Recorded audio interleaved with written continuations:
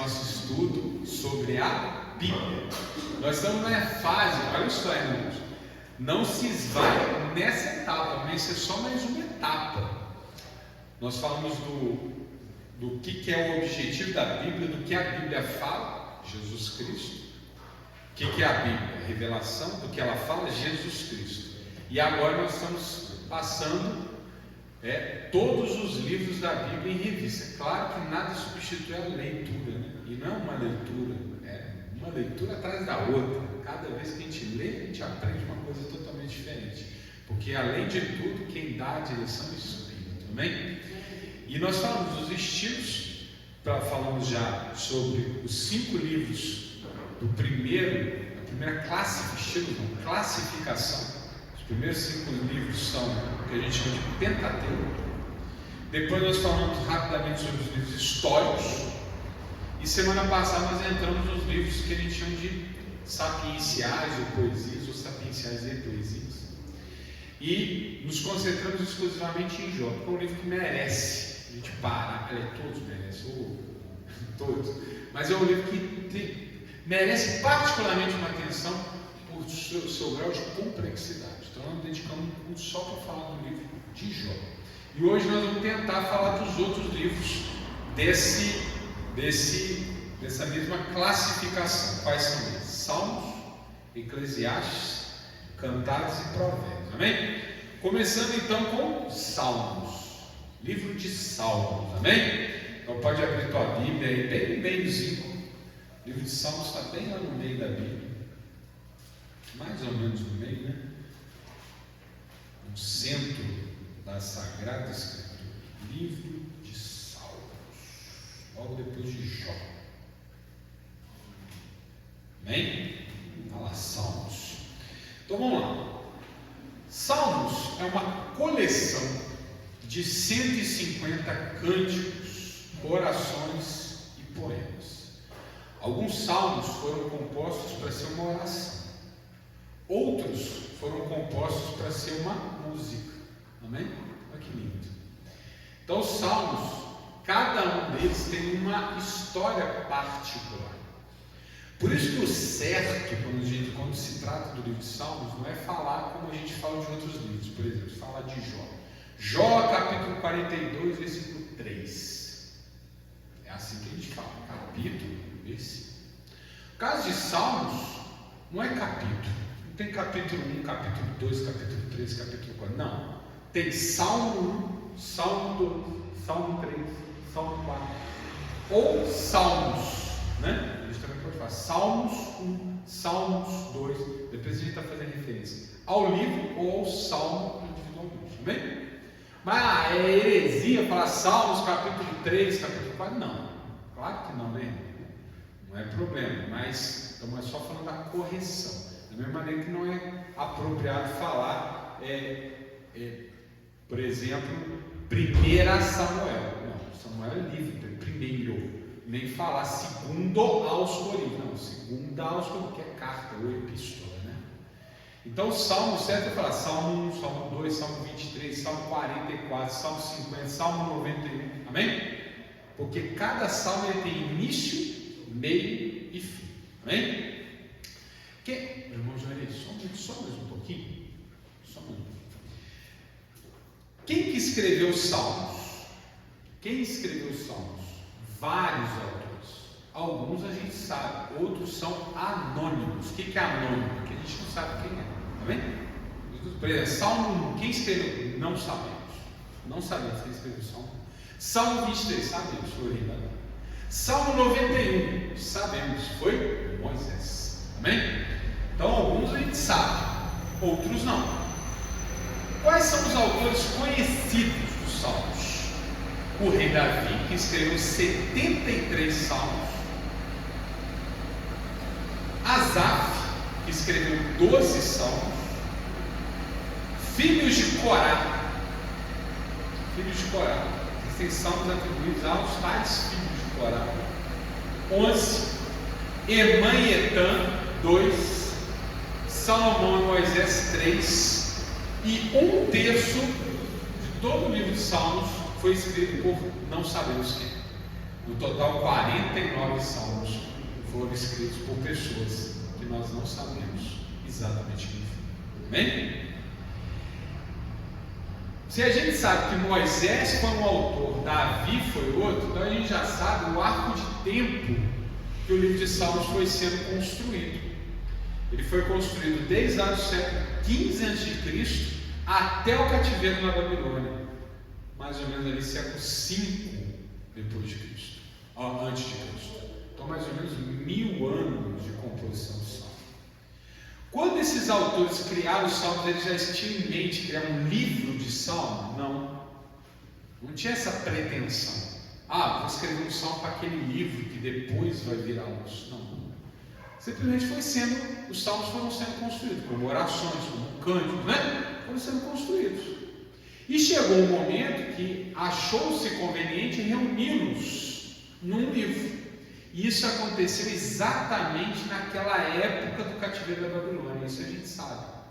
No momento em que começava uma nova etapa da fé dos hebreus, nessa época restritos aos judeus, porque Israel já tinha sido destruída pelos assírios, então restava Judá, né, os judeus do sul, que tinham sido levados por Nabucodonosor e agora estavam voltando sob o governo da Pérsia.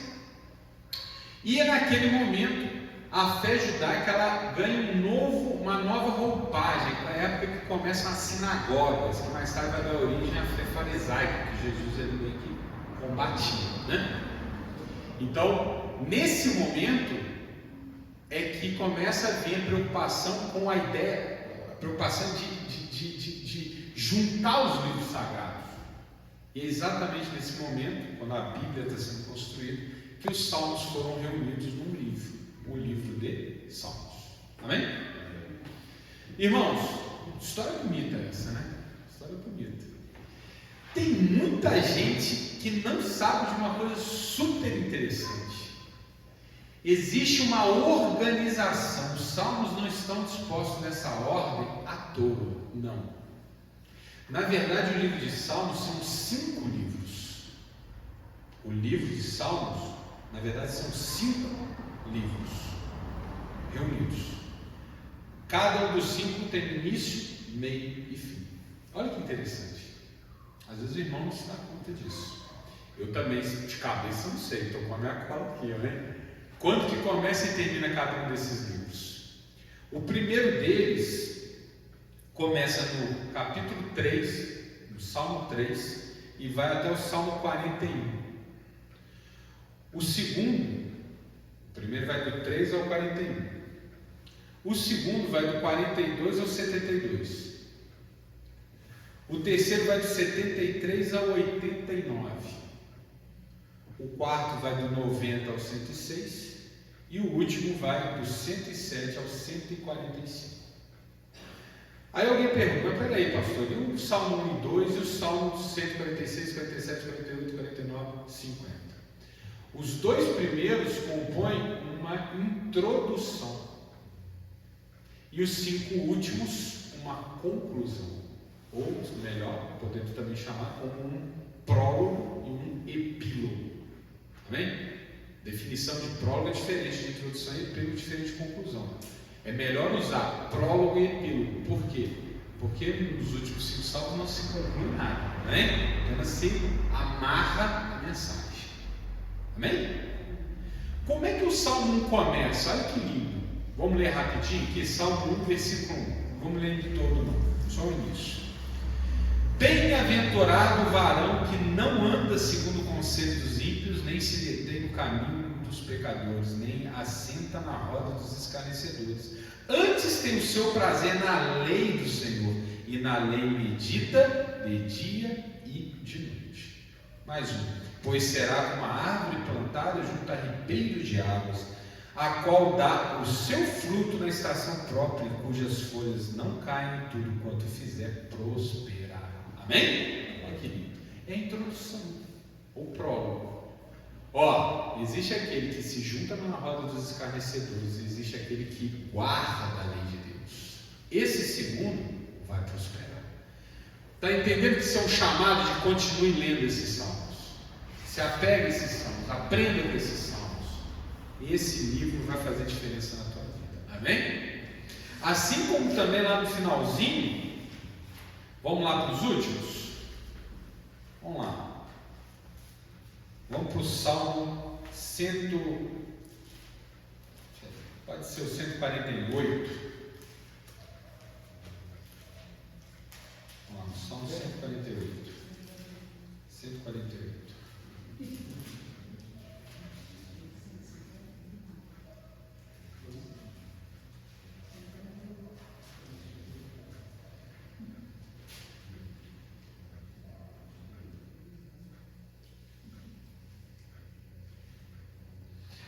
Vamos fazer uma coisa rapidinho, só para vocês verem o que marca o final. 146, versículo 10. O Senhor reinará eternamente, o teu Deus, ó Sião, é de geração em geração, louvai ao Senhor. 147, versículo 20. Comigo? Não fez assim a nenhuma outra nação, e quanto aos teus juízos não o conhece, louvai ao Senhor. 148, versículo 14. Ele também exalta o poder do seu povo, o louvor de todos os teus santos, dos filhos de Israel, um povo que lhe é chegado, louvai ao Senhor. Amém? 149 também termina com louvai ao Senhor, e o 150, versículo 6, tudo quanto tem fôlego, louve o Senhor, louvai ao Senhor. Amém? Então ele começa com um chamado de venha a palavra, guarde essa palavra, e termina com louvai ao Senhor. Amém? É o prólogo e o epílogo, ou, se alguns preferem dizer, introdução e conclusão. Amém? Agora olha só, do que trata cada um dos livros? Infelizmente o tempo é curto, a gente ir ali é fundo, mas fica aí o compromisso. Eu vou contar aí com a irmã ali, que uma hora nós vamos botar isso aqui tudo no papel, amém? Os irmãos vão poder ter aí para consultar. Mas vamos lá, por exemplo, o livro 1, lembra que eu falei que são 5 livros? Vamos lá. Como é que a gente sabe, primeiro, que são 5 livros? Ó, porque todos esses têm um momento em que tem um amém. O Salmo 41, versículo 13, traz um amém. O 72, 18 traz um amém. O 19 traz um amém. O 89 traz um amém. O 51 traz um amém. Amém? Traz um amém. Traz uma conclusão de um bloco. Amém? Vamos pegar um aqui para testar. 41, 13. Salmo 41, 13. Que é o final do primeiro livro.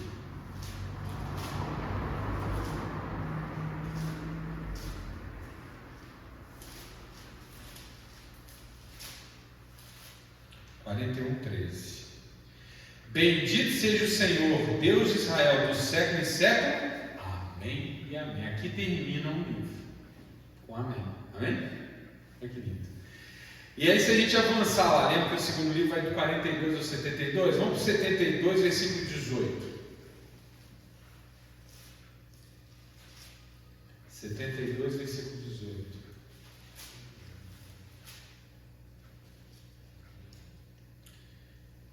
Bendito seja o Senhor Deus, o Deus de Israel, que só Ele faz maravilhas. Amém? Não amém. Quer dizer, aquele que só faz maravilhas. E aí continua: e bendito seja para sempre o seu nome glorioso, e enche-se toda a terra de sua glória. Amém e amém. Amém? Então dá aquela realçada, dizendo assim, né? Como que a gente faz oração? A gente tem esse hábito, né? Tal. Amém. Não é assim? E assim que termina. E se a gente for seguindo, vai ser a mesma coisa com os demais livros, com os demais salmos que terminam livros. Então vai ser assim lá no 89, no 106 e no 145. Todos eles têm um amém, mostrando que ali marca o fim de um bloco, né, de salmos. Bom, do que trata o livro 1? O livro 1, ele tem como centro a chamada da aliança com Deus. Esse é um tema central, principalmente nos Salmos 15 e 24. Eles são totalmente dedicados a isso. E eles mostram Davi como um modelo daquele rei que tinha uma comunhão ímpar com Deus, o rei do passado, o rei que já governou. Quando nós vamos para o livro 2, ele começa com a esperança do retorno ao templo, principalmente lá no Salmo 42 e 43, e termina com a esperança de um futuro reino messiânico. Ele aponta, no primeiro bloco não falava do rei que já passou, Davi, esse já aponta para o rei que virá. Nós sabemos quem é, sabemos, irmãos? Jesus Cristo virá para a época que o Salmo foi escrito, para nós já veio, não é isso? Glória a Deus. Depois o livro 3 representa um retorno às raízes do povo hebreu.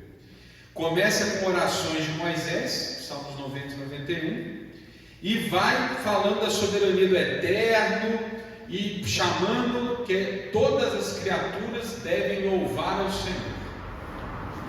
O livro 4, por sua vez, ele vai também trazer essa expectativa do reino que virá, mais uma vez apontando para Cristo. E o livro 5 começa com a proclamação de misericórdia e fala mais uma vez que o futuro rei trará liberdade e guardará aqueles que o seguirem de todo o mal. Amém? Olha que lindo, meu irmão. Os 5 livros de Salmos falam do reino de Deus. Começa falando de Davi, a figura, a sombra, né?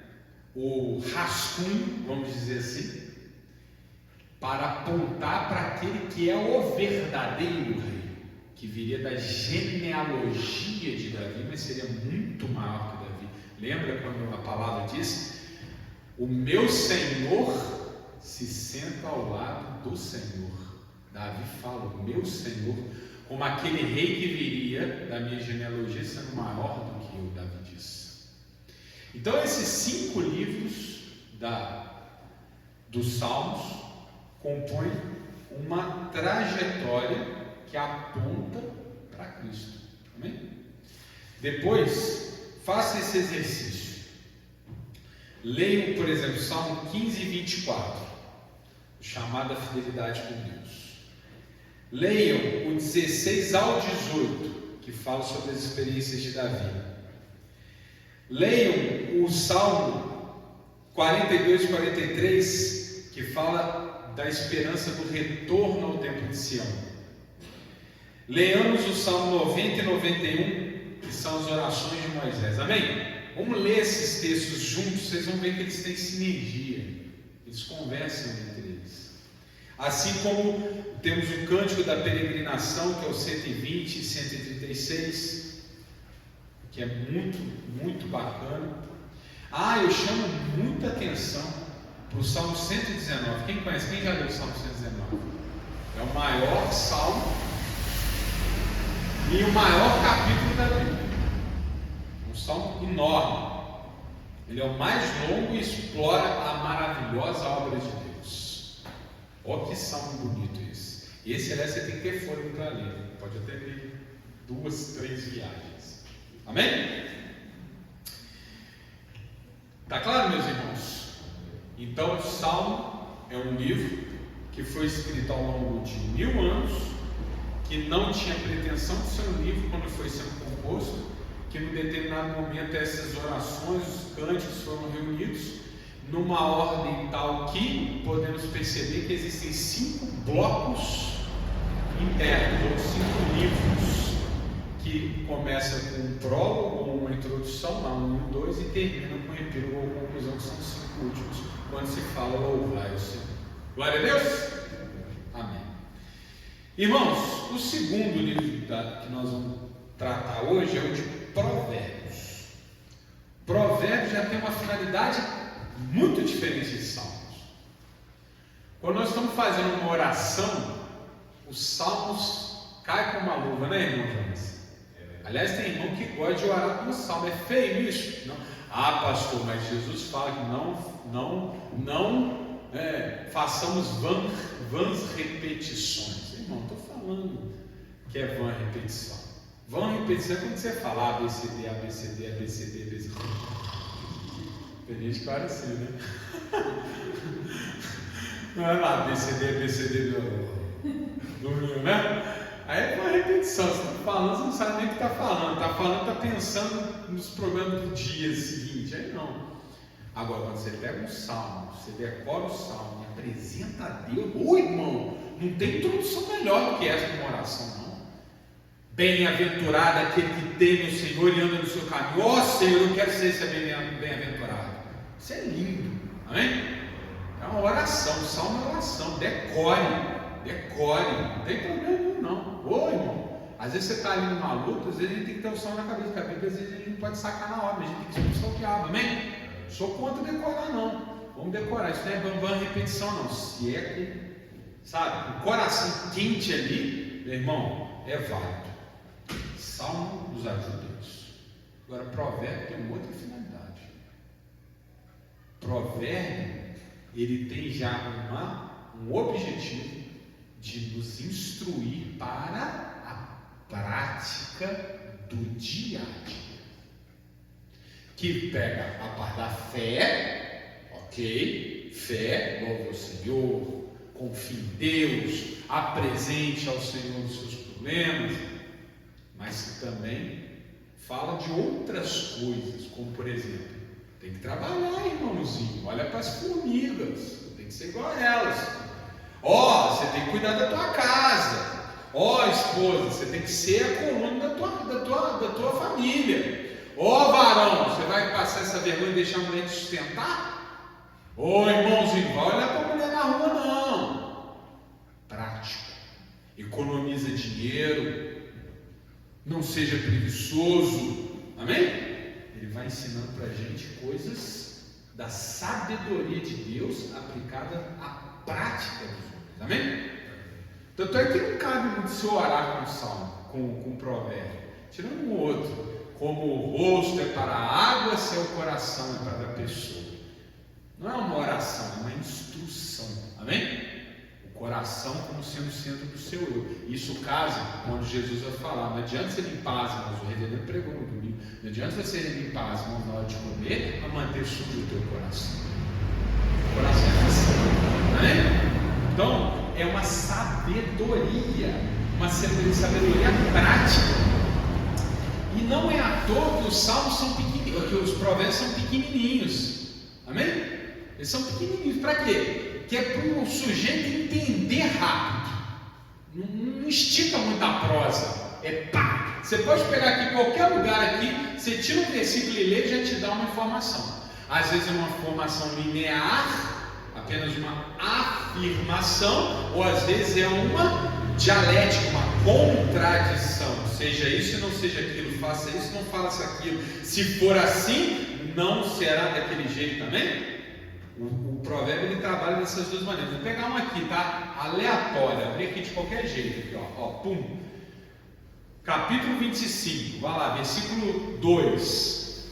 A glória de Deus é encobrir o negócio, mas a glória dos reis é tudo investigado. Amém? Isso aqui é difícil de interpretar, né? A glória de Deus é encobrir o negócio, mas a glória dos reis é tudo investigado. Oi? Amém? 25:2. 4. Tira da prata as escórias e sairá vaso para o fundidor. Isso aqui ficou mais fácil.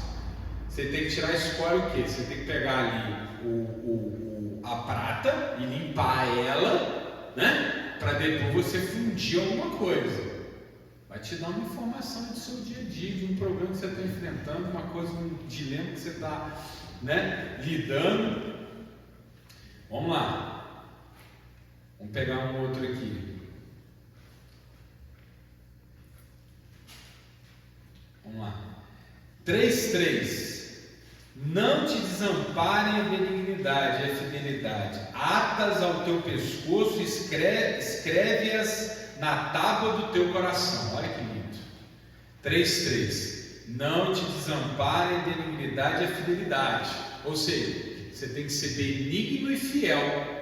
Você tem que guardar isso no seu coração, você tem que amarrar no teu pescoço, isso aí tem que estar contigo, você não pode abandonar isso de jeito nenhum. É como se fosse um colete salva-vidas, amém? Tem que estar contigo, amém?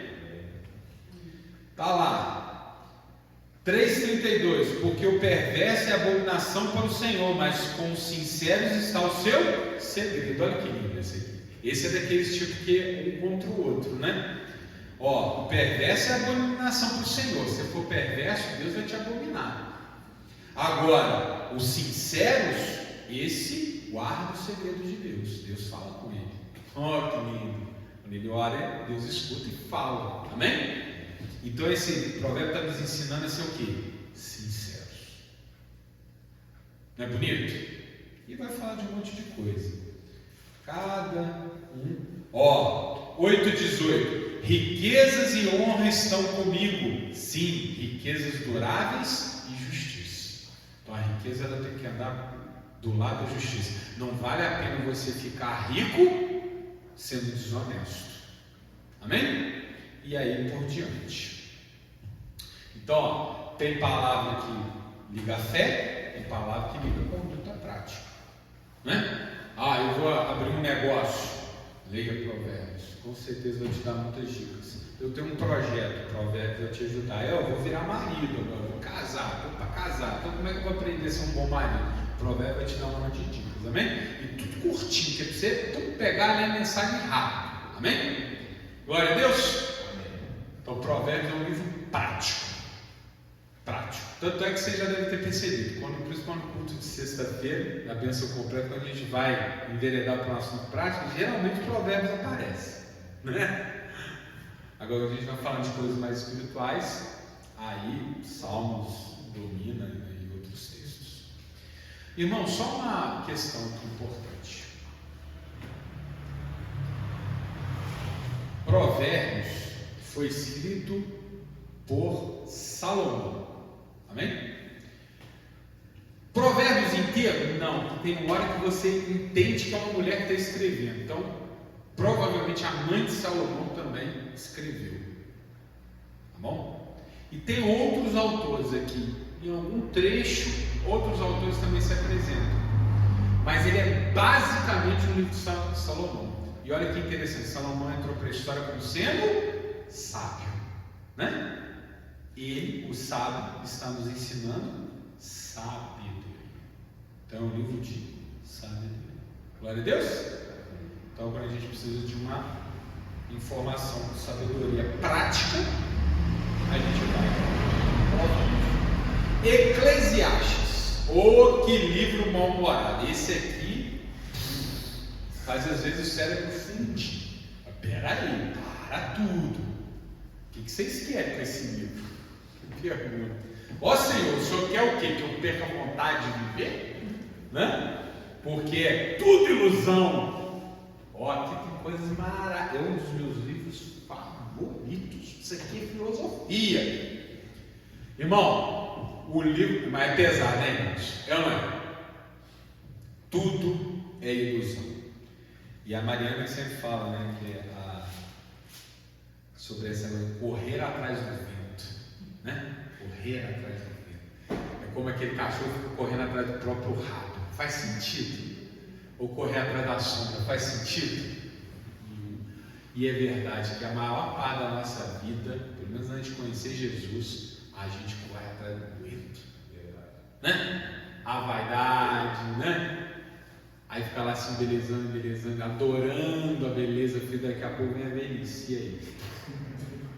Não vai adiantar nada, não vai cair tudo. Não adianta, tudo é ilusão, né? Aí o homem junta dinheiro, pum, dá uma pá, morre, acabou. E aí, para que juntou dinheiro? Ou então junta dinheiro, morre bem, passa para os filhos, e gasta tudo. Não é assim? Tudo é ilusão. Irmãos, leiam o provérbio. Mas sabe qual que é a conclusão dele? Para também a pessoa não ficar triste. O livro de... Eclesiastes. Leia Eclesiastes. Mas sabe qual que é a conclusão dele? Sabe o que ele quer te ensinar? que tudo nesse mundo é uma sombra, uma bobagem, algo que vai passar. E se a gente coloca o nosso coração, as nossas expectativas, sabe, os nossos anseios, se a gente coloca o nosso coração nesse mundo, nós vamos só nos frustrar, de uma maneira ou de outra, seja com amizade, seja com trabalho, seja como for, porque nesse mundo tudo é passageiro. O que vale não é o que está aqui, o que vale é viver isso aqui para a glória de Deus. O que vale é encarar esse mundo aqui com a lente do Espírito Santo. É encontrar o propósito da nossa estada aqui no além do aqui. Amém? É isso que o livro de Eclesiastes está falando, com todo o seu mau humor. Ele está tentando nos ensinar isso. Amém? Por isso que não é um livro que termina com coraçõezinhos. Olha que lindo, né? Tipo o Jó foi pesado, né? Mas no final não deu certo, né? Aqui não. Ilusão, tudo é ilusão, né? Agora tem um capítulo lindo, né, irmãos? Que é o capítulo 3. Oh, que capítulo bonito! Tudo tem o seu tempo determinado, e há tempo para todo propósito debaixo do céu. Há tempo de nascer e tempo de morrer, tempo de plantar e tempo de arrancar o que se plantou, tempo de matar e tempo de curar, tempo de derribar e tempo de edificar, tempo de chorar e tempo de rir, tempo de prantear e tempo de saltar, tempo de espalhar pedras e tempo de juntar pedras, tempo de abraçar e tempo de afastar-se de abraçar, tempo de buscar e tempo de perder, tempo de guardar e tempo de deitar fora, tempo de rasgar e tempo de gozer, tempo de estar calado e tempo de falar. E aí vai, né? Oh, que bonito esse capítulo, né? Capítulo 3 de Eclesiastes. Ó, filosofia, bom, livro forte, mas ó, tem que entender o final, amém? Para onde que ele aponta? Vamos colocar nosso coração nas coisas desse mundo não. Aqui é só ilusão. O coração tem que estar em Deus, amém? Aí as coisas fazem sentido. Depois temos um livro enigmático. Esse aqui, por um outro caminho, a pessoa não entende. O que esse livro está fazendo na Bíblia? Cantares. Ah, importante, quem escreveu Eclesiastes? Salomão. Amém? Qual é a classificação do livro Provérbios? Qual é? Sabedorias. Qual é a classificação do livro Eclesiastes? Sabedorias. Amém? Ele está nos instruindo, uma sabedoria. E Cantares. Cantares é uma poesia. É uma poesia da relação entre um casal. Quem já leu aí Cantares? Levanta a mão. Enigmático, né? Poxa, chega uma hora que você fala, opa, tá diferente esse livro aqui, né? Ele é diferentão, né? Como assim? Por exemplo, capítulo 2, versículo 1. Eu sou a rosa de Saron, o lírio dos vales. Qual lírio entre os espinhos? Tal é a minha amiga entre as figas. Qual a macieira entre as árvores do bosque? Tal é o meu amado entre os filhos. Desejo muito a sua sombra e debaixo dela me assento. E o seu fruto é doce ao meu paladar. Bonito, né, irmão? Isso aqui é um casal. Às vezes é a mulher falando, às vezes é o homem falando. Você percebeu, irmão? Às vezes é o homem falando, às vezes é a mulher falando. Um diálogo de um casal.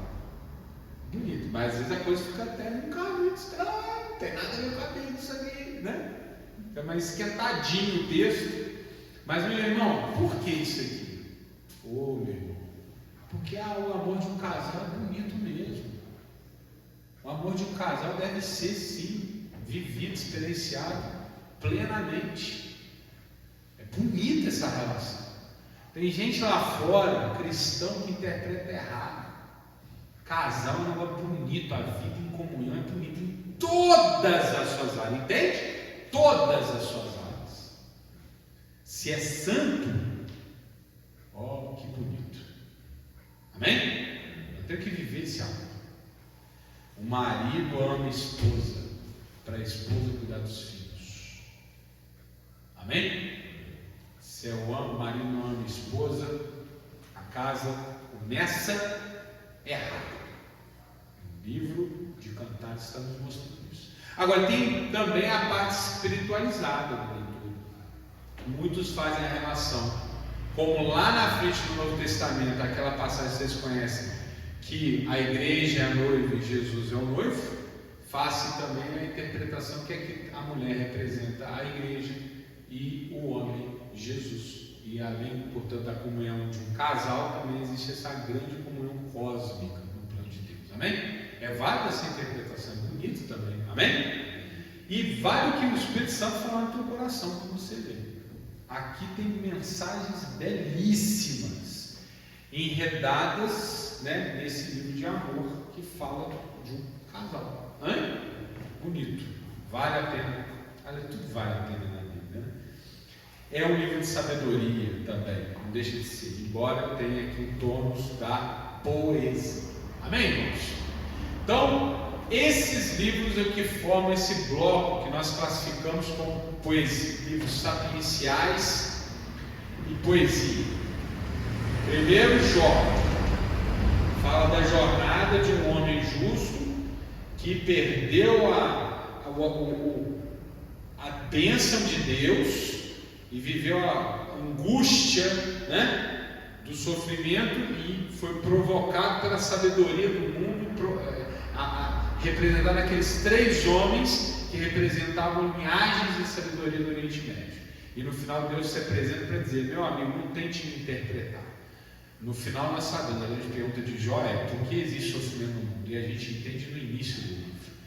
Porque enquanto Deus estava com a mão estendida sobre Jó, o diabo ficava irritado. Na hora que Deus retira a mão, tudo dá errado na vida dele, para nos mostrar o que quando Deus está conosco, Satanás não pode encostar. Amém?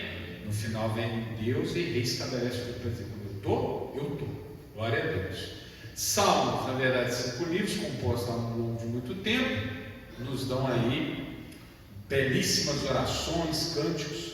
Depois nós temos o livro de Provérbios, são pequenos textos de aplicação prática, né? Aquele que tem Deus no coração, como que ele age nas coisas da rotina do dia a dia? Está aí o livro de Provérbios ensinando. Depois tem o Eclesiastes, o mais mal-humorado dos livros da Bíblia, para nos ensinar que nós não temos que colocar o coração nesse mundo, filosofia pura. E Cantares, que ao falar do amor do casal, nos conta também a relação entre Cristo e a igreja. Glória a Deus! Em nome de Jesus, dá aquela salva de palmas para o nosso Deus maravilhoso.